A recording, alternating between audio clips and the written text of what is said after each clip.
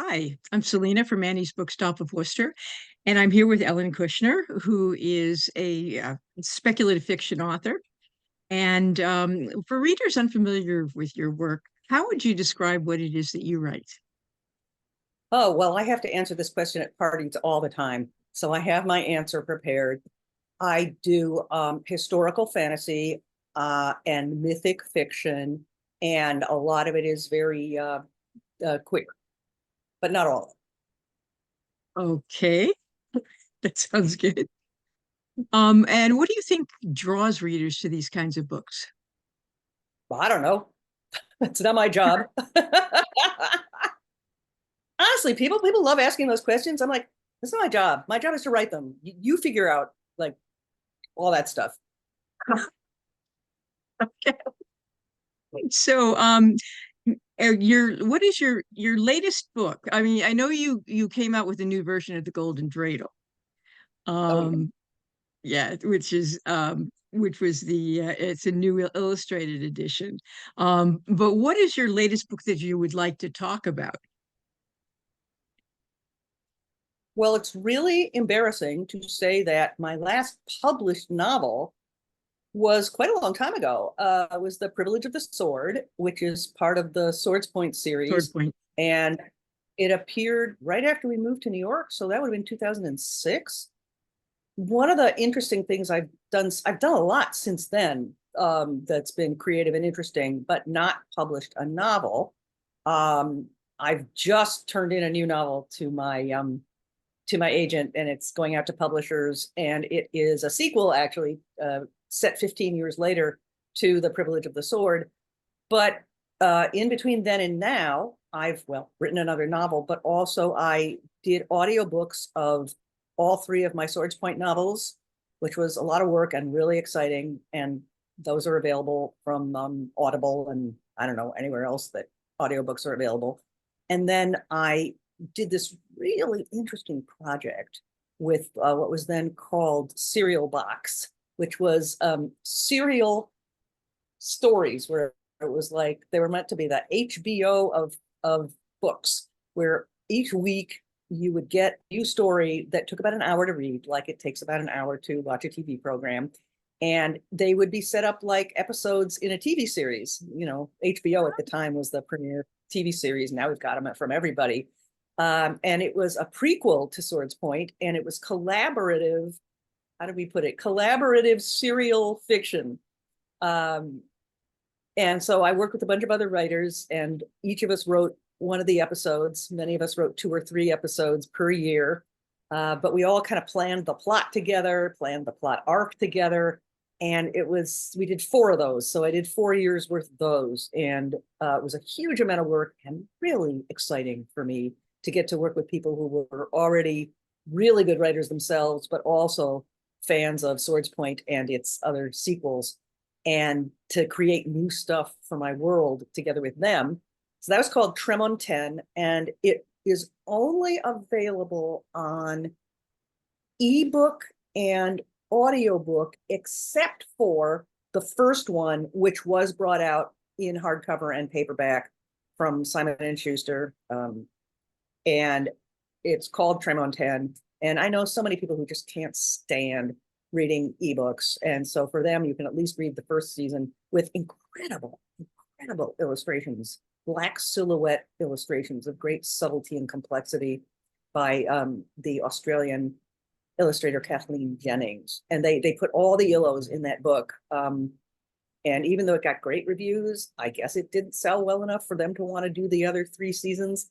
But it's cool because more and more people now like to listen to audiobooks. And we, almost as an afterthought, we did audio versions of each of the stories when they came out, using really good actors that I had worked with when we did the Swords Point audiobooks. And I'm just so proud of them. And I love the fact that people are going to get the chance to listen to hours and hours, because I'll tell you something. What takes you an hour to read with your mouth closed is a lot longer in an audio production. So, if you're driving around the world twice, you probably can listen to all of these in your car and never run out of audio. When you said you had done audiobooks, I was wondering if you had actually performed it because I know you had theater background. Yeah, I did my novels. I did them with an incredible producer named Sue Zizza, who has Sue Media Productions. And she actually came to me and said, "Hey, have you ever recorded these books?" And I said, "No, I would really love to. But I'm too disorganized and I just need a producer." And she said, "Well, I'm a producer. Let's do it." So we did it, and it was very, very cool. And we got to do it with under the aegis of this experimental new thing that Audible was doing called Neil Gaiman Presents. And Neil's an old friend. We love each other's work.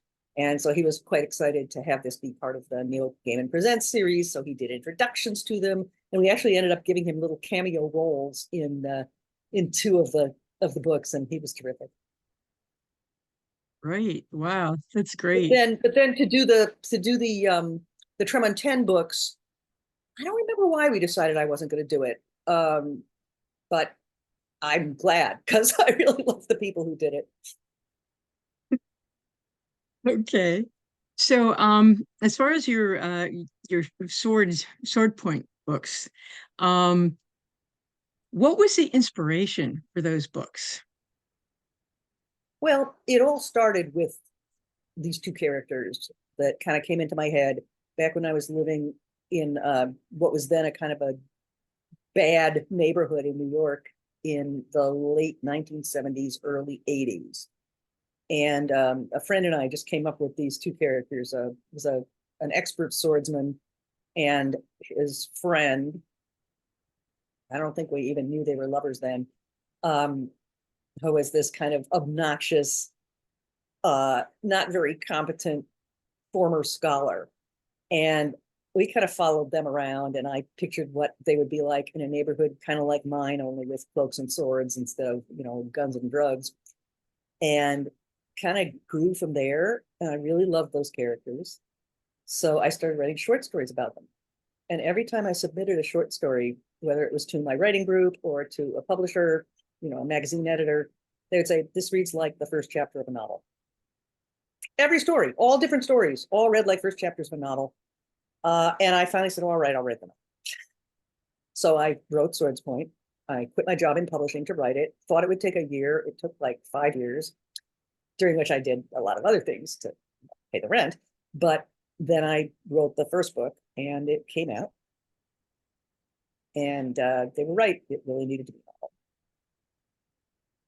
Hmm. So, and it's inspired by a lot of things, by my life, but also from my love of swashbuckling and because the two guys do turn out to be lovers, is my sense that great male buddy movies needed occasionally to push the envelope and have them actually be in love with each other physically as well as mentally and emotionally. So they were. Okay. So, did you have to do any research for those books? Not as much as you'd think, in part because my whole life was the research. Like, um, I grew up partly in Europe, so I was very used to old cobblestone streets and kind of the feel of that. And Europe back then had a lot of crumbling old houses in what had once been fancy neighborhoods. And I knew the feel of that and the way the walls smelled and all that stuff. I'd read a lot of history and historical fiction, so I already knew a certain amount. For the sword play, I had taken fencing in college, not very seriously, but I knew what it was like, Hmm. to be in a position where you're holding a long, pointy thing.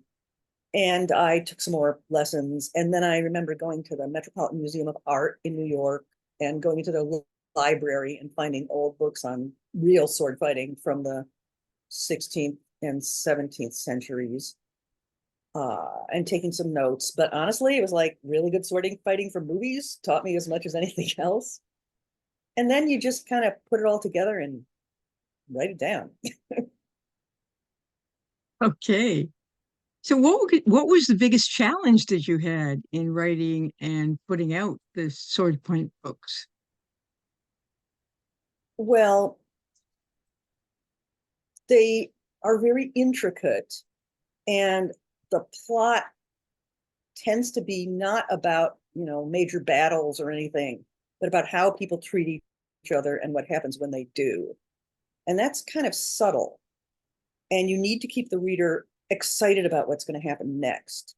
So it's a very intricate weaving of, I call it plot, and I guess it is, but it's very intricate, and everything has to follow in exactly the right order. You need to give people just the information they need and no more, but make sure they have it and that the reader will remember it when it becomes relevant. And that's a lot of work. That's really hard. And I know people who are really good at it, and I'm not naturally good at it. I'm good at it by the time I'm done, but it was not easy for me to do. I always go like, oh, I can't do plot. People go, oh, but your plots are so great. I'm like, yeah, but that was a lot of work. It was not easy. That's the hard part for me. Hmm. Are you a pantser or a outliner for your books? Well, when I wrote Swords Point back in my 20s, I was pretty much of a pantser, and it was really hard. Um, then the next novel I wrote was Thomas the Rhymer, and for that, it's a book about magic and folklore and elfland, and I just let myself write it at breakneck speed with myth and folklore and a whole lot of records. They were records then of folk music, ballads, and traditional music just running through my brain. And I pantsed it, and it's amazing that it worked. But I got to say, you can pants all you want. In the end, you got to go back and revise. And, a Yeah. lot of the stuff I just wrote out of my gut worked in that book in a way I don't think it would for any other book, because it was a book about weirdness and elfland and things being completely incomprehensible. So it's very easy to write incomprehensible stuff and let it remain incomprehensible.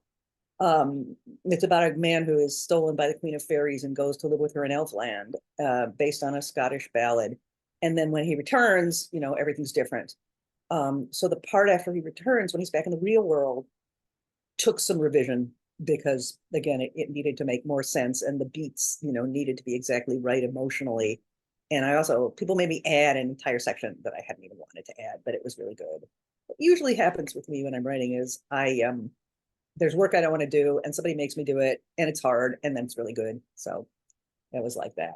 So by the time I wrote my third novel, I was still kind of pantsing, but I submitted it on a partial, which means, you give 100 pages and then an outline of what happens for the rest of the book. So I had to make up what happened for the rest of the book, and, just wrote it as like a narrative, 2 pages of, well, she does this and then she finds out this and then this happens.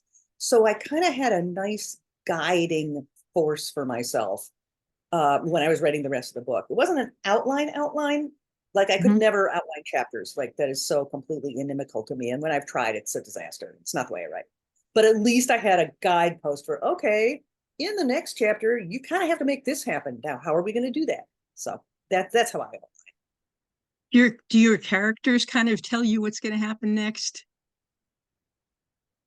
It's funny, they're very real to me, Yeah. but they don't tend to tell me. It's more like, how can I tell your story so that other people will understand it? Um, I don't know. I feel like the answer should be yes, but it's hard to think of an example where it is. Maybe because it takes me so long to figure out what's going to happen next that we've kind of worked it out by the time I write it down. Hmm. Okay. Um, so I bet you had to do a lot of research for Thomas the Rhymer, though, with all of the folklore and Well, again, the reason I wrote it in the first place was because I had been obsessed with this stuff since I was a teenager, since I was like 14 or something. So by the time I wrote it, I knew it all. And okay. I did a little bit of research, but it was one of my passions.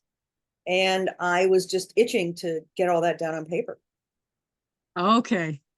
So you already knew it. You didn't even have to research it. Not at an incredibly high level. I mean, there was stuff I needed to look up. There was stuff I needed to familiarize myself with. I got books of, Scottish, uh, gypsy, they called travelers fireside tales. So they had a little more material, but I knew the stuff. Okay. It's interesting. I was just thinking about this today, that in the past for researching, people just had to go to the libraries and things like that. And now it's just, you know, right the tip of your fingers, just on the internet, you can get almost anything. but sometimes you have to actually go to the places to get the real things. Did you ever actually have to go to places and really Yeah. feel things? Well, this is really funny. It's a great example that you just gave. So there was a historical Thomas the Rhymer, whether or not he was stolen by the Queen of Elfland, who can say? But he lived in the 12th century, I think, on the borders, the Scots, Anglo-Scots borders. And I had never been there. And there was no internet. So while I had a pretty good idea in my head, I needed to see, what do the borders look like? So I was living in Boston at the time, and I went to this really fancy travel bookstore, and they had a big cocktail, yeah, coffee table, big coffee table book of beautiful photographs of the Scottish borders, which no way was I going to pay money to buy. So I simply sat in a corner of this bookstore with the book open, just kind of absorbing all these gorgeous, and they were big. It was like the book was like this wide, maybe more, just like looking at each page. And then I was done.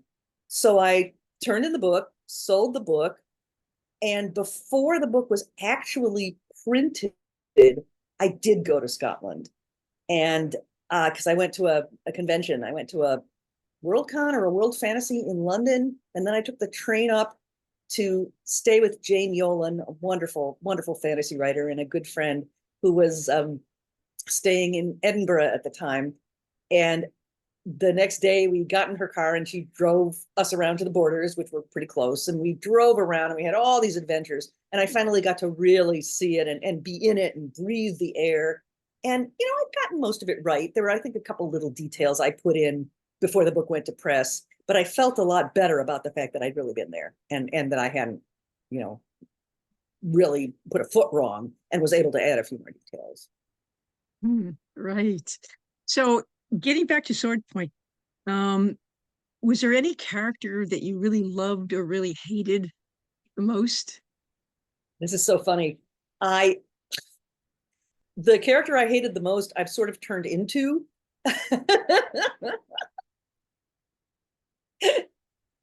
Like my friends Okay. are going, "Oh, we know you're really this character. We know you're really that character." And and anyway, I won't go into the details of this, but yeah, I mean, the weird thing is that I love them all. I mean, I really believe that you have to love all your characters to make them real. Um, but and you can't make yourself love them, obviously. But there has to be some little part of you that's at least kind of fond of them. So I wasn't as good at doing that when I was that age as I am now, I gotta say. But the Dion, the Duchess Tremontaine, is this very powerful, fairly merciless woman who is very hard on her younger relatives. And I kind of hated her. And about 10 years ago, I went like, oh my God, I've basically turned into her, not in her bad qualities, but in her good qualities, I think. In that I kind of try to manage to make sure that everyone is happy and everything is going well. And I like to give advice and, like, who knew? Interesting. So do a lot of your characters are a lot of your characters based on people that you know? Well, I guess to be fair to Dion, I mean, the reason that I hated her was that I was seeing her from kind of a teenager's point of view. And once I stopped being a teenager, I now admire her very much and kind of get that she's not so bad and that, it's kind of cool being a duchess. No, people aren't officially based on anybody. I don't do that. I just don't have the skill. And this is not how my brain works. But what happens is it turns out they're based on people. I just don't know it. Like, again, Right. I work very much out of my gut instincts. And like 10 years later, I'll look at a character and go, oh my God, that's so and so. I just didn't realize I was doing Okay. So what can we expect from you in the near future? that. Aha. Well, happily, as soon as someone buys my next Swords Point novel, you will have that. And I have to, well, I shouldn't say any more about it because, I could be giving false information. Mhm. I'll tell you right now, it's very, very long. And it, my agent thinks it should be two separate books. And I think that's actually a really good idea. So I hope that that's what happens. And I really hope that there are new editions of the earlier books. Because one of the reasons it was so easy to find really good writers for Tremontaine was that a lot of the young writers now, or 7 or so years ago when we started doing Tremontaine, were people who had grown up reading my stuff already. So they knew it, they loved it, and they became writers. And some people times tell me they were influenced by them. Holly Black is, I've known her since before she got published, and she loved those books and said they made a big difference to her. So they've been around for a long time. They've always had the same covers, and all the covers are different from each other. There isn't like one uniform edition. There is in England. England bought the rights and did 3 covers that are all the same style, and it looks great. So I'm really hoping that before the new book comes out, somebody will reissue the original books, the original 3 books, with uniform, really beautiful covers. Because they're old. The covers that I have right now, they're old. They look like old books, and I would like them to look like new books because they still really appeal to people now. So that's cool. Okay. So I have questions now about being a writer. What is your favorite part about being a writer on the whole writing and publishing process? Gee, I love reading my stuff out loud to people. Huh. Well, that's fun. Is Well, that an answer? you are I love in it. the Yeah. dramatic area. And I also love when readers tell me what they read, because I'm very much a believer that the writer is in cahoots with the reader, is in partnership with the reader. And it's amazing what a different book people read depending on who they are and when they read it. Hmm. Now, I don't know if that's really the answer you're looking for. What do I like about being a writer? I like when it goes well. There's nothing like it. It's such a high. I love inventing characters. I love getting to know them. Um, the last book I wrote was really difficult to write, so it had less of the joy in it than I usually have. So I'm a little grouchy about being a writer right now. But Okay. it's really, people's reaction to it is really such a joy. Even if they hate it, it's like, okay, you hated it, at least you tried. So what do you consider the most challenging part of the writing process? And how do you overcome it? In the chair, sitting in the chair and struggling with self-doubt. Struggling with self-doubt is hard. It's hard. Hmm. And focusing. Like I have a very Focusing. rich and wonderful life, and walking away from that life to sit in a room by myself is not always what I want to do. Okay. So what has been your favorite adventure during your writing career? Oh my God, there's so many. Do you mean like adventures I had while I was working on a book? Or just your favorite adventure during your writing career? But what kind of adventure? Like going to a convention and meeting writers that I worshiped and like having them be my friends, or going to That's an Scotland to paint adventure, or oil. something that Yeah, I happened mean, to you, something that happened to you that you really, that was just astounding, or just something that you just will never forget. really, I don't know, Gene Wolfe liking my book and talking about it on a panel I was on right after it came out. That was cool. Uh, Going to France and finding like something that looked just like a place I thought I had made up in my book. That was cool. I don't know. I have a lot of adventures. Yeah, well, those are good ones. I mean, just going to France and see, and that in itself is a great adventure. Yeah. Yeah, I'm very lucky because I grew up partly in France, and so going back there and living cheap, in cheap hotels and stuff over there is very normal for me. I travel a lot. So does my wife, Delia Sherman. When we got together, we just travel all the time. And obviously you can keep writing while you're traveling. Well, she can, I can't. So it works out really well. Okay. So, what is the greatest lesson that you've learned thus far in your writing career? You're better than you think you are. Really. I mean, I have so much anxiety, and I'm sure it's never good enough. And sometimes it turns out it is. Okay. And what piece of advice, aside from that, would you want to share with other writers? Ooh. You know, I teach writing occasionally.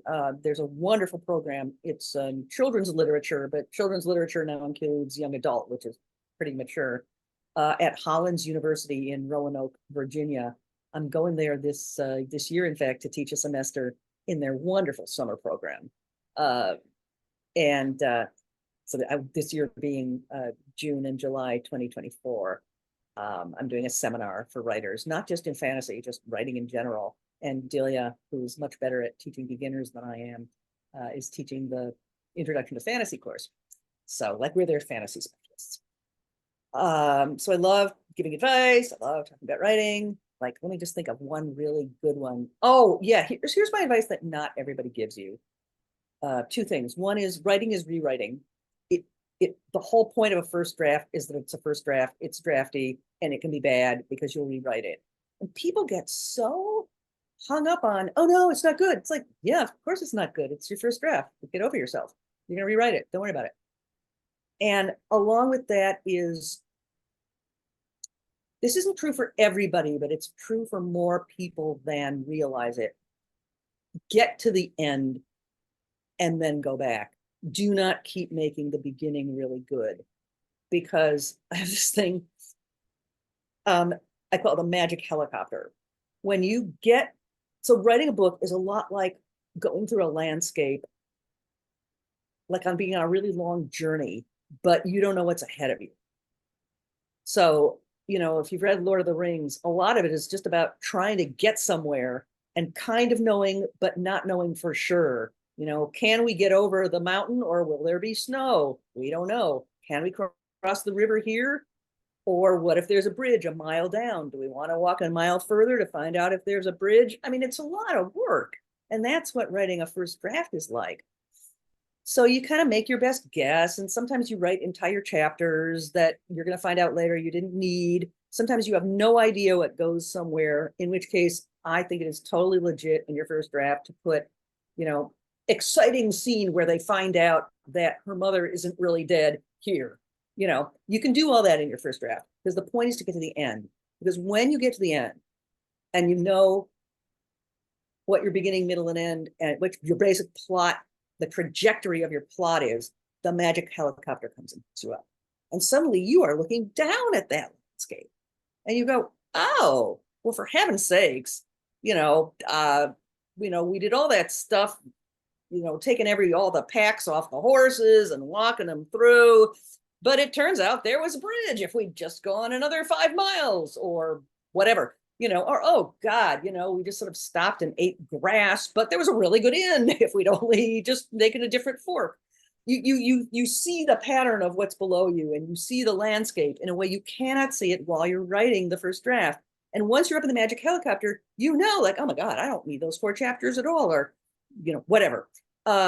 You just get so much better a sense of the flow of it. And so don't torture yourself making it good.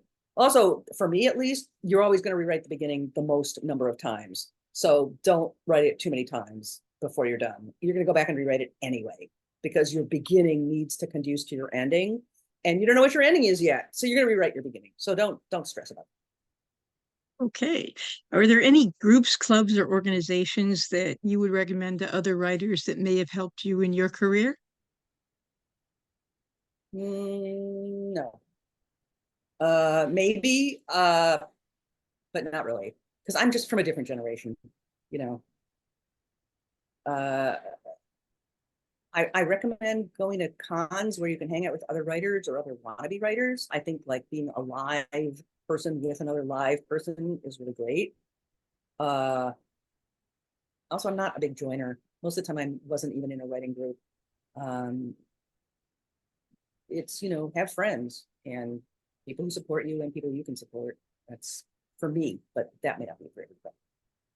And I'm, it's a different world, Okay. So what is one thing that most people don't realize about you? purple is not my color. People are always giving me purple things because I think I have a very purple personality, but I don't wear purple. So stop giving me purple things. Okay. Well, purple kind of goes along with the whole medieval type of thing, swords and stuff. Any reason? No, I think I have like a sparkly kind of purple and magenta vibe, but I don't wear a purple and magenta, so just stop. Okay. So people stop giving her purple stuff. Okay. What question do you wish interviewers would ask you, and what would your answer be? Oh God, I don't know. I actually like that last question. What do people not realize about me? I just haven't thought about it that much. What question do I wish people would ask me? How to get cheap airline tickets? I don't know. I don't know. I'm sorry, I really don't know. No, that's okay. I mean, very few people can answer that question. So I should have warned you about that one. You're a great interviewer. I think you've hit the high points. You know, what's left? Okay, what is or are your passions when you're not writing? And how do you make time for the things, the hobbies that you love? It's really hard. But for me, frankly, since I don't have a day job, my passions are all go into my writing, you know. So you get a twofer. You know, back in the days when people would ask, what are your hobbies? I'm like, I don't really have hobbies. I just do stuff, and it all is kind of about my writing. I was a radio presenter for a long time, and public radio. And so music was much more a part of my life then because I had access to this huge music library. So I'm really passionate about strange kinds of music that some people don't know about, like some contemporary composers who really draw on medieval or Balinese music. I love a lot. You know, I can be very boring about all that stuff too, if anybody wants to. The names I'm thinking of, by the way, are Arvo Pärt, P-A-R-T with an umlaut over it, and Lou Harrison. Absolutely love Lou Harrison. You know, these are obscure 20th century and composers that you need to have listened to my radio show to know about. Stuff like that's great. I love food. I love to eat. I love to travel, and I love having adventures. And I love talking to my friends. You know, I finally, the very first time I had to fill in one of those author questionnaires, it was for SWORDSPOINT. It was my first book, so it was a long time ago. And and I thought, you know what my hobby is? My hobby is calling my friends up on the phone and talking about life. You know, that's what I do. I like to talk. I like to talk to my friends. I like to endlessly talk about like what's going on and how we feel about it and what advice we have for each other and tell each other funny stories, you know. And I kind of miss the fact that we're not as telephony as we were before. I don't like typing as much as I like talking. I really don't. Sometimes I'll be in one of these like texting things and like, oh, where do you want to meet? And blah, blah, blah. And I'll finally like, you just call me. This will take 10 seconds if you call me, or it will take 95 little finger taps. So what do you say? And I have a lot of friends who hate phones, and okay, for them I'll text, but every now and then it's just like, can we just talk like people to each other? Yeah. Zooming is also pretty good sometimes too. Yeah, zooming. No, zooming is like the future, man. So when I was a kid, I saw 2001: A Space Odyssey, and one of the coolest things about it was that he's on the space station or he's off to the moon, and he's talking to his wife back home and can see and talk to her at the same time. I swear to God, I was like, oh my God, I want that. And when Skype came in, whenever it did, like 20 years ago now, I didn't know about it. I mean, it took, I don't know if it was months or a year or something, but I didn't know about it. And suddenly people are going, oh, I'll Skype you. And it turned out that we had that. Someone had invented that thing and I didn't even know it. So my life has been pretty good ever since. Yeah, every now and then we'll have a friend to dinner, but just like putting the box on the table and we'll be eating and they'll be eating and we'll have a great conversation. I'm a big fan. Yeah, I used to watch the Jetsons and I saw this thing on the Right? screen. It's like, oh my gosh, I want that too. Yeah. And now we have it. The future Yep. doesn't suck. I was like, oh, I want that. And it's just amazing the stuff that we have now. Dick Tracy watches. Uh, Yeah, I know. Well, you're a talker like me. and um, okay. And speaking of music, um, when you're writing, do you like to listen to music or do you prefer silence? It depends. Really, it depends. And but I don't know anybody who's not going to give you the same answer, which is if it's music, it either can't have lyrics in English or it has to be, for me, it's if I know something so well that nothing is going to catch my interest. It's just beautiful sound that I'm really familiar with. I can listen with words. It also depends on what I'm doing. Am I writing original stuff or am I revising? It depends. Okay. Sometimes I And just, and sometimes I just think, well, to be a quiet place. so what does your writing space look like? And what do you need to have around you when you're writing? I really need to be able to look out the window. Um, it's interesting because my wife is someone who likes cozy. I mean, she likes windows and stuff like that, but she doesn't need them the way I do. I need a vista. I need space in front of me. She likes like a little cozy writing room. So that's my biggest need. Um, we have a friend who has a house in Maine, so we sometimes go to, and sitting on the porch looking out at this tremendously long view. Like I'm in New York. I don't even care what I'm looking at. I love rooftops. Rooftops are great. It doesn't need to be a specific beautiful thing, but I need a sense of something going out further than I am. Hmm. And are there any particular foods or drinks that you not like to have with you when you're Oh, writing? that's an embarrassing question. Yes, like I can tell I'm really getting down and dirty because I'll have a big thing of Diet Coke or Coke Zero and a big bowl of popcorn. And I'll just be like, "Moom, moom, moom, moom, moom, glug, glug, glug, glug." But there's something about that, endless, I'm putting something in my mouth and it's salty and it goes crunch, crunch, that is really, it's like fuel. It's not even physical fuel. It's almost like emotional fuel, or maybe it's what I do because I don't smoke cigarettes. But I will do that. I like crunchy, salty, and I have to make myself stop. So writers very often have furry or feathered or otherwise non-human companions to help them through their work. And do you have any, and do they help or hinder you? I don't have any. Um, Delia's got serious allergies. I've got Uh, minor allergies, and we travel too much. It would be like cruel. uh, yeah, that makes sense. Yeah, definitely. Um, I have two more questions for you. One, where can people find your work aside from Annie's Bookstop of Worcester, which I always have to mention? Thank You you. can you can get Ellen's Ellen's work at Annie's or we will try to get Ellen's work if you call us at 508-796-5613, or you can email us at orders@anniesbooksworcester.com. Where else can people find your work? Yeah, wherever books are sold. I mean, they're when you go to bookstores, uh they usually only have new books on the shelves, and my books are not new. However, I mean, I'll tell you one place, a Book Moon in East Hampton, Massachusetts, run by dear friends, Kelly Link and Gavin Grant.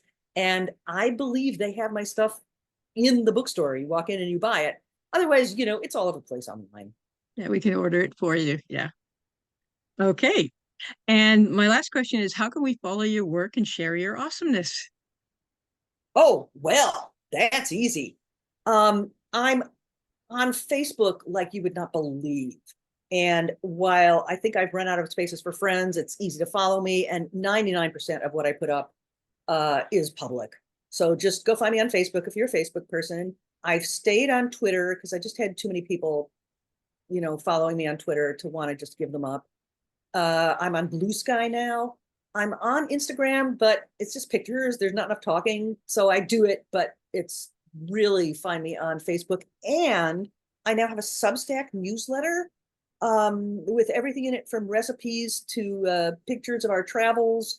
And I talk about writing a certain amount. My latest Substack newsletter is all about how hard it was to write my latest novel and how I finally succeeded in doing it.